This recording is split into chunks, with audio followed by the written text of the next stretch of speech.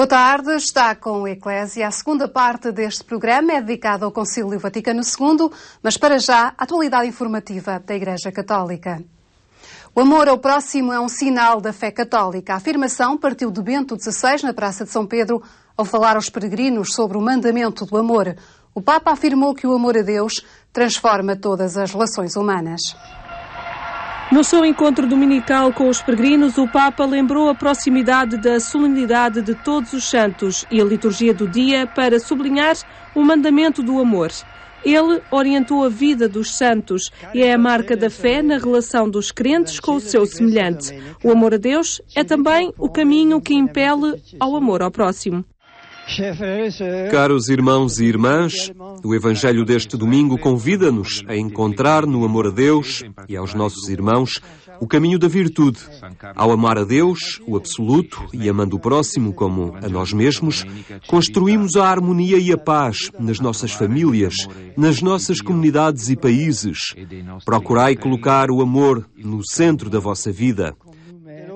O Papa concluiu lembrando que a leitura da Palavra de Deus é essencial para conhecer este mandamento do amor, afirmando que, tal como foi para os santos, será a luz para o caminho e a alegria que anima o coração dos fiéis. E por cá, do Santuário de Fátima para o mundo virtual. Após 6 meses, a exposição missionária alarga o espaço da tua tenda, passa da cripta da Basílica da Santíssima Trindade para a presença online. 150.000 pessoas visitaram esta exposição missionária, fruto da parceria entre os Institutos Missionários Agentes e o Santuário de Fátima. E para que esta parceria não ficasse por esta área física dividida em 4 núcleos, o espaço desta tenda foi alargado para a presença online. O encerramento desta exposição física deveria levar a algo de mais permanência e para um alvo de público que talvez não teve oportunidade de visitar e então oferecer outro tipo, se calhar tecnologicamente mais moderno, e oferecer essa possibilidade de poder ir e mais tranquilo, se calhar na sua própria casa, poder fazer esse percurso. Este é um lugar que te confiei. Chegaste, portador da luz, disponível para entregares aos outros. Um percurso que agora pode ser explorado com o tempo, esperando que assim nasçam reflexões mais profundas por parte do visitante. A família pode se envolver, pode haver círculos de discussão que se podem criar, etc. Acho que é uma forma de estar, de todo este aspecto missionário da Igreja, e estar presente hoje desta forma que na net, não é? Um exemplo de nova evangelização? Certamente, e teremos que ir buscando todos os meios para que a Igreja esteja presente nestes meios que muitas vezes dizem que são meios quase os demonizamos, não é? Quando realmente têm aspectos negativos, pois têm, mas também têm tantas expressões e possibilidades que nós, como Igreja, aonde está um cristão que clica, está interessado em saber mais para depois ser um evangelizador. Portanto, tudo aquilo que se possa realizar e fazer, acho que é sempre positivo, e os meios temos que os aproveitar todos. Após ter visitado a exposição missionária várias vezes, Lúcia está ansiosa por revisitá-la e partilhá-la. Curiosa agora para saber como é que esta exposição vai funcionar online. É sempre bom, porque temos amigos cá e fora que não puderam pelo tempo, porque pela distância, 10.000 razões. E hoje em dia temos uma coisa fantástica, um mundo virtual que a um clique estamos em qualquer sítio. E facilmente nós podemos pôr um post no Face e os nossos amigos visitarem. Quem quer visita, quem não quer não visita. Se pode naquele momento visita, se não pode põe noutro. Fica à mão. É importante as coisas estarem à mão. Caso não tenha tido a oportunidade de visitar esta exposição ou queira relembrar, basta aceder ao sítio na internet em www.exposiçãomissionaria.org. Dom António Ferreira Gomes participou no Vaticano II e contribuiu para que o diálogo da Igreja com o mundo fosse a marca desse concílio ecuménico. A participação do antigo Bispo do Porto e os contornos do diálogo nos dias de hoje estiveram em debate por iniciativa da Fundação SPES. A Fundação SPES foi criada por testamento por Dom António Ferreira Gomes. Estudar a sua obra e a sua vida é um dos objetivos desta instituição que, nos 50 anos do concílio, quis recordar a participação e o contributo do antigo Bispo do Porto. Vivendo tempos de exílio, participou nas sessões conciliares e escreveu sobre o desenrolar dos trabalhos, registando com agrado a mudança de rumo que aconteceu no final da primeira sessão conciliar. O Dom António, quando começou o concílio, já sabia, pelo seu trabalho na comissão preparatória sobre estudos e seminários, já conhecia os esquemas que iam ser debatidos no concílio e estava desolado. E, além disso, ele começou por conhecer toda aquela gente que tinha participado na elaboração dos esquemas e verificava que se a Igreja ia continuar num caminho nitidamente tradicionalista que realmente o enchia de amargura. A abertura da Igreja, o diálogo com todas as estruturas da sociedade, acabou, no entanto, por determinar o rumo dos trabalhos do concílio. Dom António Ferreira Gomes acompanhou a definição dessas atitudes que este colóquio quis agora estudar, tendo presente as realidades contemporâneas, desde logo para anotar que, passados 50 anos, o mundo está diferente. Está muito diferente e vai estar ainda mais diferente nos próximos tempos. As profundas mudanças que têm caracterizado a cultura, a sociedade, a economia e a política, que é o campo, no fundo, que a Gaudium et Spes tenta abarcar e concretizar e dar orientações. Para esses setores da sociedade, afirma-se a validade dos princípios definidos nos documentos do Concílio, ao mesmo tempo que se procuram novas formas de participação e de presença dos cristãos. Os cristãos são chamados a encontrar o melhor das suas energias para não se refugiarem dentro dos seus próprios interesses e serem capazes de encontrar junto na sociedade outras pessoas que tenham sensibilidade para com o futuro e para com o sentido do bem comum. É preciso parcerias, como nós dizemos tantas vezes, para darmos conta de que é preciso homens e mulheres com sentido do futuro. Ecologia, desenvolvimento, humanismo e sentido do transcendente são palavras a exigir intervenção social ativa. É necessária que a Igreja não fique num discurso muito teórico e clássico, mas seja capaz de fazer aplicar esse património doutrinal ao concreto das situações de hoje. E mais do que isso, encontrar formas para mobilizar as pessoas, para as fazer encontrar para um debate aberto de diálogo. Estamos num momento em que o diálogo e a participação em democracia são fundamentais para construirmos uma humanidade nova. E esse foi também um tema em debate neste colóquio, perceber de que forma a Igreja Católica pode e deve exercer a sua cidadania. Nous ne sommes plus dans un régime où l'Église était comme un État dans l'État, ou comme une puissance étrangère. Nós estamos num regime onde a Igreja é um Estado dentro do Estado, ou um poder estrangeiro dentro do Estado. Creio que a democracia e o Concílio Vaticano II também pensaram a relação entre a Igreja e o Estado e a comunidade política. A democracia oferece um lugar à Igreja para que seja uma Igreja cidadã.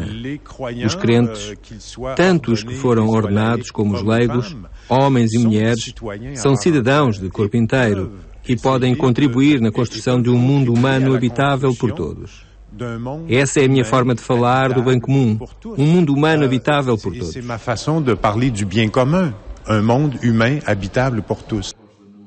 Guy Jobin apresentou neste colóquio a sua análise sobre as mudanças sociais e a forma como aí a Igreja Católica deve intervir, para além dos contextos específicos de cada sociedade, há princípios que sempre deve ter presente. L'engagement social est une façon d'occuper l'espace public. Je pense que le fait aussi que o compromisso social é uma forma de ocupar o espaço público. Creio que a Igreja se faz porta-voz dos pobres, dos pequenos, dos sem poder, dos que não têm voz e daqueles cuja voz é dificilmente ouvida no espaço público das sociedades democráticas. A Igreja tem certamente um papel a desempenhar, que é de ser porta-voz, ser a defensora dos seus interesses que não são percebidos na sociedade.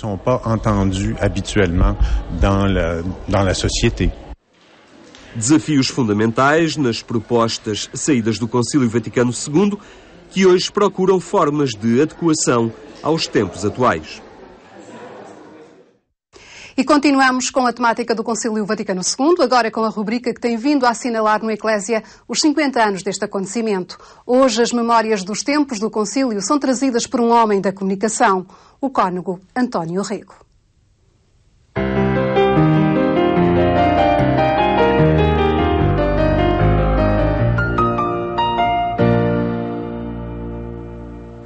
Olá, muito boa tarde. O Concílio Vaticano II foi há 50 anos, mas nós regressamos com a nossa rubrica para revisitar a discussão, a análise, a reflexão que aconteceu naqueles momentos e também para ver as suas implicações hoje na vida da Igreja. Para nos auxiliar neste processo de análise, contamos com a presença do cônego António Rego, jornalista. Obrigado por estar uma vez mais na nossa companhia.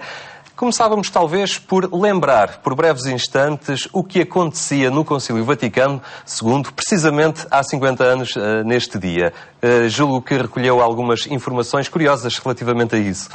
No dia 6 de novembro, quase um mês depois da inauguração do Concílio, onde, digamos, a imprensa, tanto a italiana como a internacional, deram um destaque enorme ao acontecimento, e um destaque alegre e surpreendido, porque o Concílio trazia, mesmo ainda sem explicar nada, sem ter nenhum discurso especial, mas trazia a figura esperançosa de João 23, e isso já era um discurso mesmo no silêncio.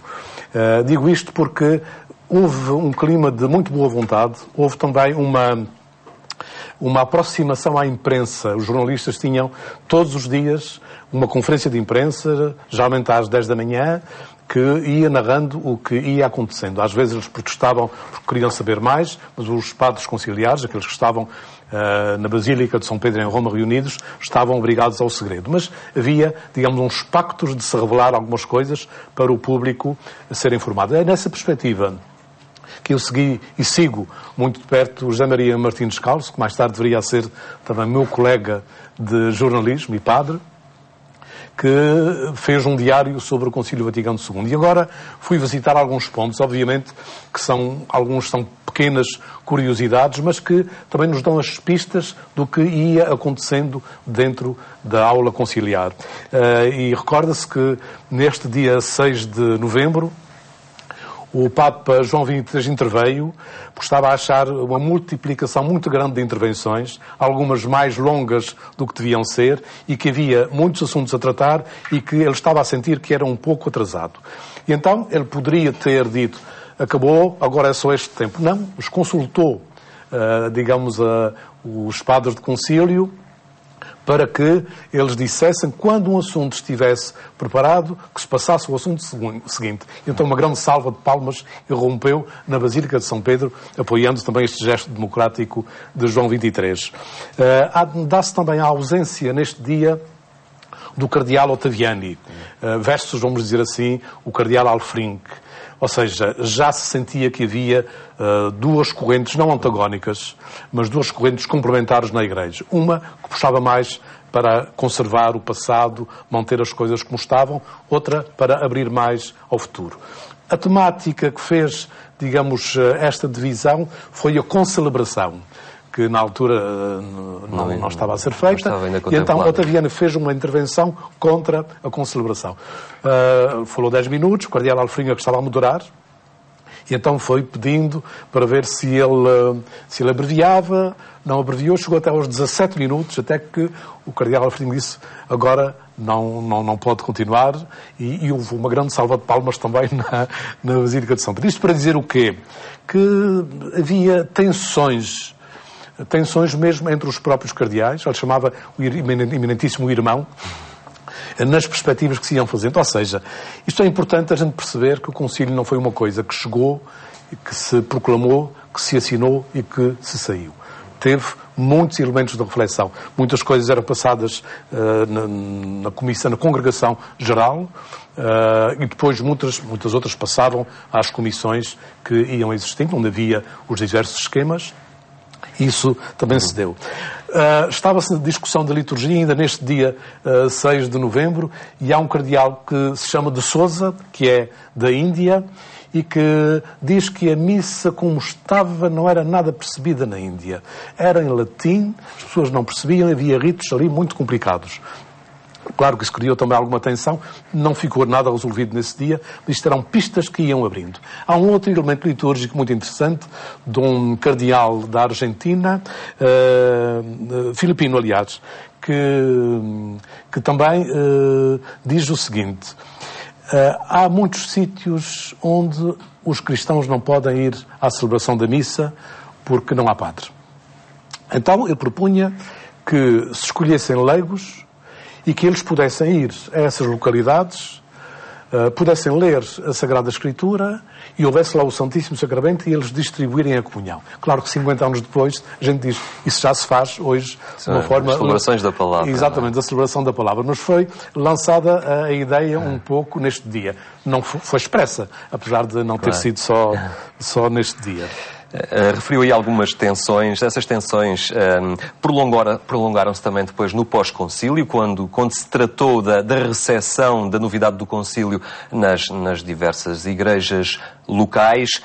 Como é que foi nessa altura, e falo consigo, Padre António Rego, que é um sacerdote nascido no concílio, podemos falar assim, como é que foi trazer o concílio do papel da reflexão dos cardeais para a vida do concreto das pessoas? Também aqui depois se geraram algumas tensões, algumas incompreensões, não é? Eu preferia dizer que houve uma adaptação a um espírito novo que se deu à liturgia, nomeadamente à celebração da Eucaristia, como a temos hoje, que é substancialmente igual ao que era antes, mas tem outros elementos, entre os quais o vernáculo, entre os quais, digamos, o próprio altar versus próprio, o celebrante voltado para a Assembleia. Isso dá muito a ideia da Igreja como Assembleia, a Igreja como comunhão, mais do que, digamos, um extremo da hierarquia. Esta questão da liturgia foi talvez a que mais visibilidade imediata teve no pós-concílio, não é? E que tinha consequências concretas, digamos, nas comunidades.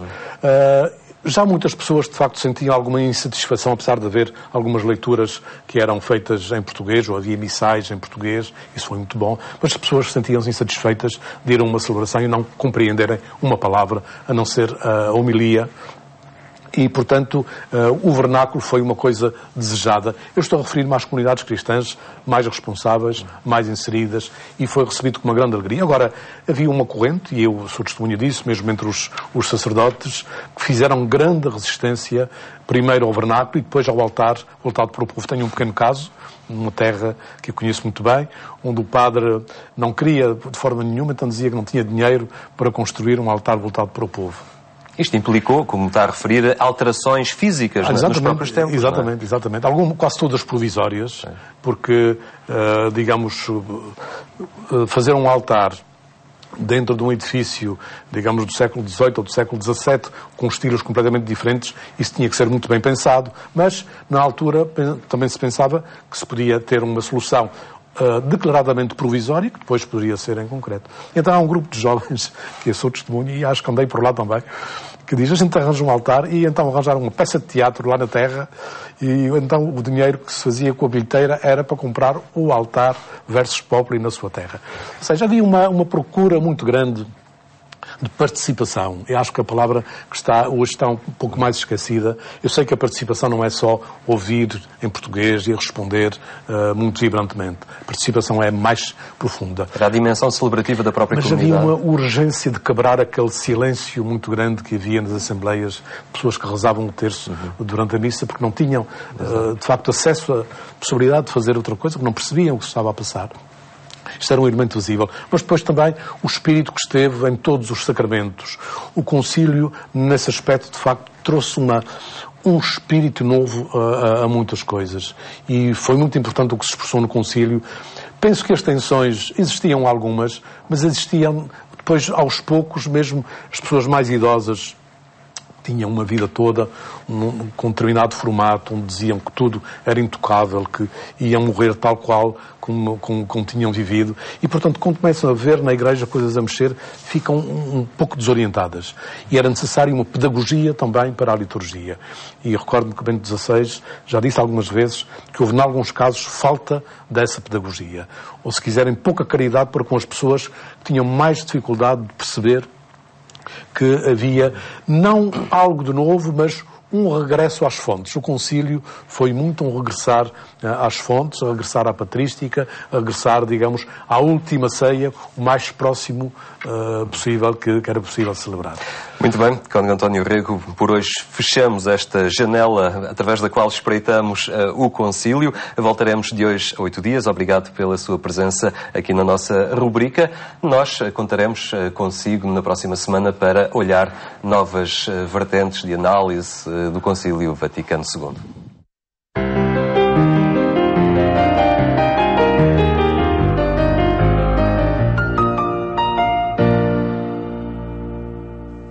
Foram estes os conteúdos que fizeram hoje o Eclésia, conteúdos que continuarão a ser desenvolvidos no portal multimédia da Igreja Católica em agência.eclésia.pt. Fique bem e até amanhã, se Deus quiser.